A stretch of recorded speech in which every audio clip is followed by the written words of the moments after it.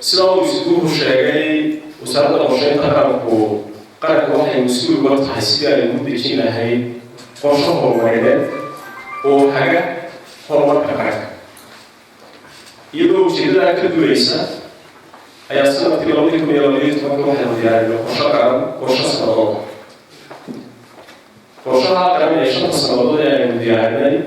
وأقول كل يحسن في هذا الكتب يلا تقولي يتوقع أو وراء مدام قرشين أو وراء لو مرة حاجة ديالنا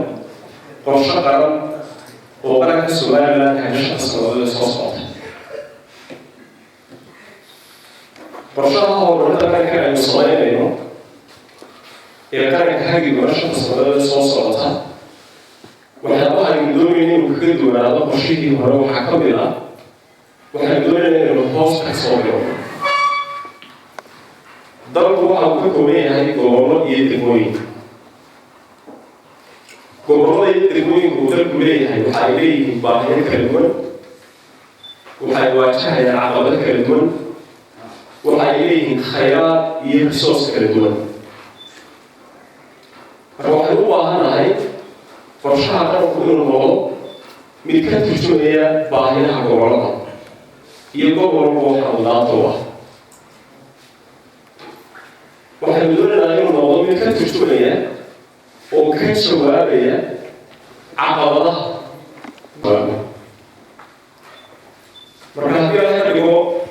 waxaynu yeelan doonaa dood iyo faraqayn iyo aqoon isweydaarsi iyo inaynu maxay ka doodno inaynu soo saarno qodobo muhiim ah isla mar haddana aynu aqoonsano oo aynu isku waafaqno waxyaabaha gobolkan mudaanta waa ee ay tahay qorshaha qarankeenu wado marka ujeedadaas baa maanta aynu ku yeelnay waxaana rajaynayaa haddii laga ka dhigay in intaaynu halka wada joogno dood qiimo badan inoo dhici doonto wax midhadhada oo gobolkan anfaca shanta sannadood soo socdana aynu soo saari doono haddii laga ka dhigo marka aad iyo aad bay mahadsantihiin kasoo qayb ka qaabto jiidashana kasoo qayb gasha hadda waxaanu go'aansanay in laga soo bilaabo qofka oo gobolada dadka meelada loogu jiro isbuucaan gobolkeena ugu horeeya gobolada kalena way tegi doonaan waxaan rajaynayaa haddii la leeyaha aadka bulshakeena weliyaha kasoo qayb galay aad ku darsan doontaan iyadoo inteena hadda joogta uu maanta saaraya xil weyn oo ah inaynu baahiyaha gobolkeena maxaa u yihiin inaynu halkan ku diyaarino wixiina waynu maanta qorno baa ku jiri doona buugga qorshaha qaranka ee soo bixi doona haddii la yidhaahdo aad iyo aad bay ugu mahadsan tahay wasaaradda qorshaynta qaranku in ay ka bilowdo qorshaha shanta sannadood ee soo socota ee lagu horumarinayo gobollada kala duwan ee laga kooban yahay qaranka Somaliland runtii waxa uu ogsoonahay kaalinaga aadaan qolada ka socota wasaaraddu markii hore isagun ama wasiirada ay qorshayn jireen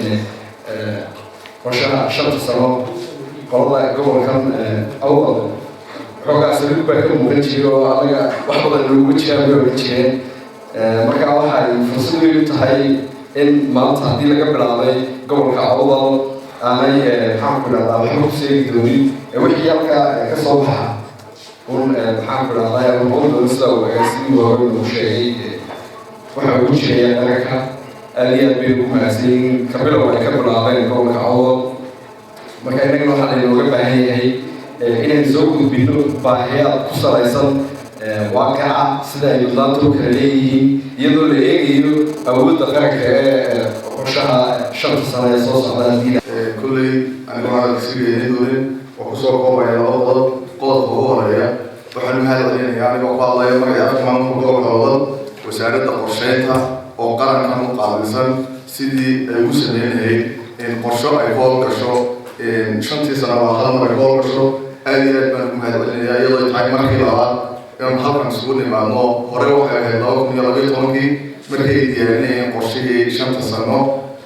taani guujooguma ka ahaa maanta waxa soo galay shantii labaad 2017 ilaa 2021 runtii aad baan ugu mahadcelinaya wasaaradda qorsheynta xilkaa ay iska saartay qaranka iyo shaqada ay u hayso هذه أنا لكم هذا الإلهة قال قال عليها لوحوي